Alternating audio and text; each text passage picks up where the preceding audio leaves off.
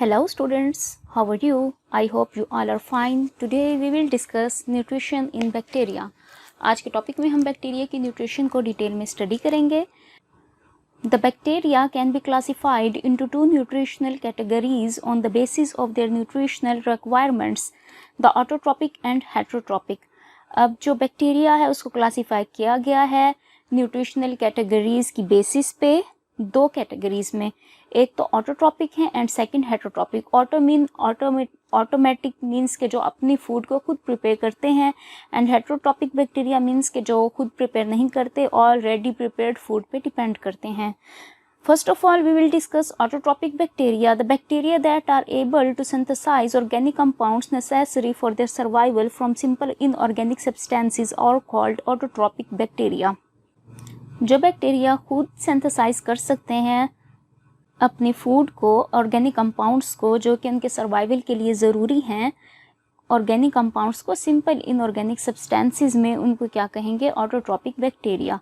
They obtain carbon from inorganic compounds mostly from carbon dioxide. अब ये obtain कहाँ से करते हैं? कार्बन इनऑर्गेनिक कंपाउंड से, जिसमें मोस्टली क्या आ जाती है? Carbon dioxide. The autotrophic bacteria are further classified into photoautotrophs and chemoautotrophs. अब फर्दर भी ये क्लासिफाई हो रहे हैं ऑटोट्रॉपिक बैक्टीरिया और फोटोऑटोट्रॉप्स एंड कीमोऑटोट्रॉप्स में. Photo mean light and chemo mean chemicals. जो लाइट की प्रेजेंस में फूड को प्रिपेयर करेंगे वो होंगे फोटोऑटोट्रॉपिक और जो केमिकल्स की प्रेजेंस में करेंगे तो वो क्या होंगे? कीमोऑटोट्रॉप्स.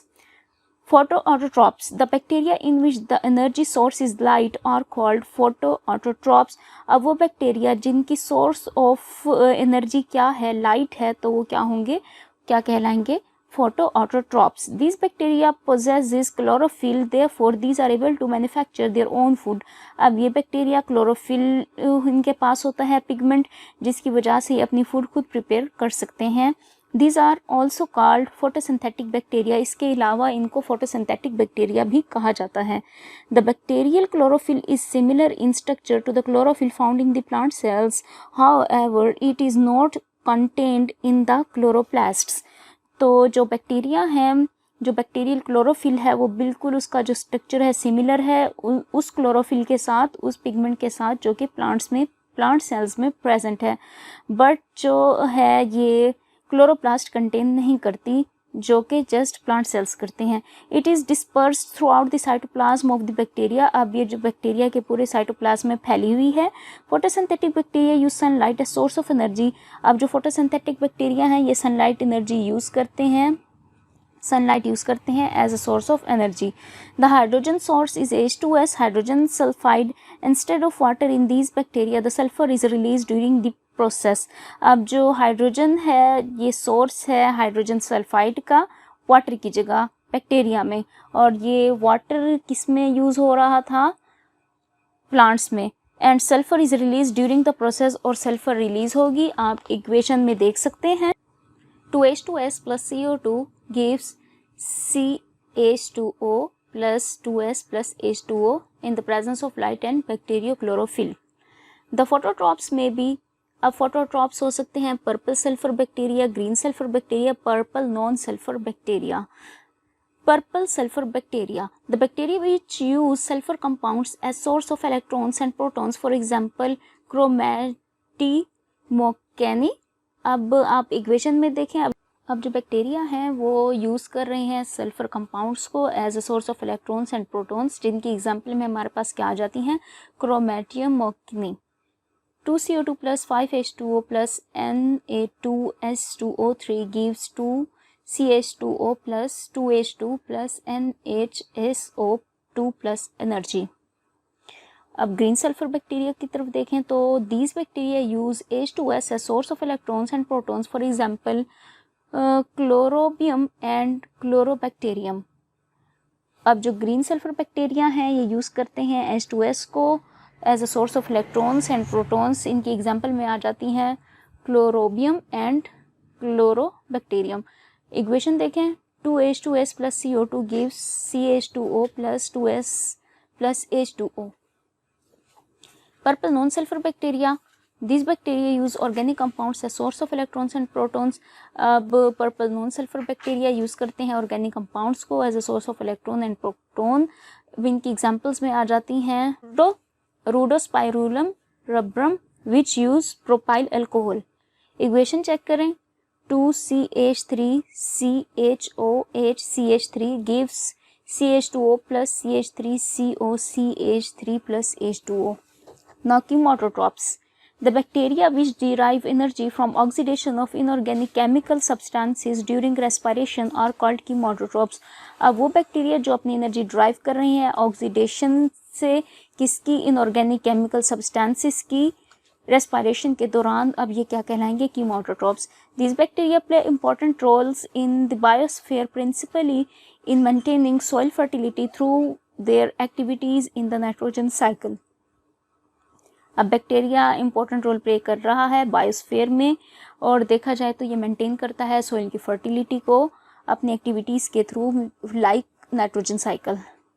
Chemosynthetic bacteria further divided into, chemosynthetic bacteria भी फर्दर डिवाइड होंगे नाइट्रोफाइंग बैक्टीरिया में.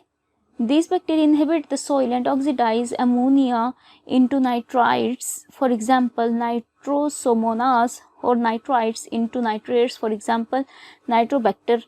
अब ये जो बैक्टीरिया ये इनहेबिट करते हैं, सॉइल के अंदर ही रहते हैं, ये ऑक्सीडाइज करते हैं अमोनिया को नाइट्राइट्स में.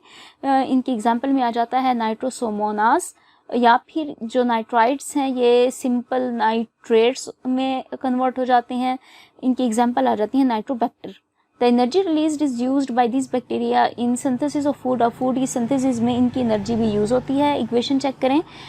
2NH3 plus 3O2 gives 2HNO2 plus 2H2O plus 158 kilo calories. अब ये रिएक्शन किसकी प्रेजेंस में हो रहा है, नाइट्रोसोमोनास. नेक्स्ट इक्वेशन देखें जो नाइट्रोबैक्टीरिया की प्रेजेंस में हो रहा है. 2HNO2 plus O2 gives 2HNO3 plus 43 kilo calories. ये ऐसे क्यों हो रहा है red red. Iron bacteria. This bacteria are commonly present in iron rich water. अब जो आयरन बैक्टीरिया हैं ये उस वाटर में पाए जाएंगे जिसमें आयरन की क्वांटिटी बहुत ज़्यादा होगी. This bacteria oxidise ferrous compounds into ferric compounds and obtain energy.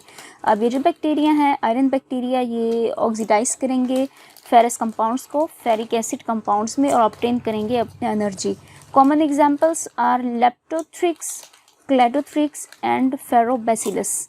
अब इक्वेशंस चेक करें. 2Fe into HCO3 2 plus H2O plus O gives 2FeOH3 plus 4CO2 plus 29 kilocalories.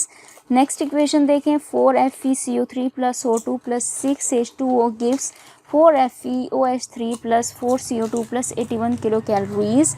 And the next is sulfur bacteria. These bacteria are found in hot springs containing hydrogen sulfide. अब ये जो bacteria हैं ये hot springs में पाए जाते हैं और ये क्या कंटेन करते हैं, hydrogen sulphide. These oxidize metallic sulfide to sulfur to obtain energy. अब ये ऑक्सीडाइज करेंगे मेटालिक सल्फाइड को सल्फर में अपनी एनर्जी ऑब्टेन करने के लिए. The common examples are Bagitoa and Theothrix. And the next is hydrogen bacteria. These bacteria grow in organic media containing hydrogen, carbon dioxide and oxygen and can oxidize hydrogen with the liberation of energy. अब जो bacteria grow करेंगे organic media पर तो ये contain करेंगे hydrogen, carbon dioxide and oxygen और ये oxidise करेंगे हाइड्रोजन को और लिब्रेशन किसकी होगी, एनर्जी भी इन्हें मिलेगी. These include Bacillus, Pantotrophus. अब इनके एग्जाम्पल में आ जाते हैं बैसिलस, पेंटोट्रोपस. इक्वेशन देखें. 2H2 plus O2 gives 2H2O plus 137 kilocalories and the next is 2H2 plus CO2 gives CH2O plus H2O plus 118 kilocalories. And the next is methane bacteria. These bacteria oxidize methane to carbon dioxide. अब ये जो bacteria oxidize करेंगे methane को carbon dioxide में. Methane is the source of both carbon as well as energy to this bacteria. अब methane इनकी carbon का भी सोर्स है और एनर्जी का भी सोर्स है बैक्टीरिया की. अब इनकी एग्जाम्पल में आ जाएंगे मेथोनोसोमोनास. CH4 plus 2O2 gives CO2 plus 2H2O plus energy. तो ये तो था हमारा आज का टॉपिक. अब जो नेक्स्ट हम न्यूट्रिशन इन बैक्टीरिया में जो नेक्स्ट बैक्टीरिया की न्यूट्रिशन है वो नेक्स्ट लेक्चर में डिस्कस करेंगे। कोई भी क्वेश्चन हो तो आप कमेंट सेक्शन में जाकर अपना क्वेश्चन पूछ सकते हैं। Thank you.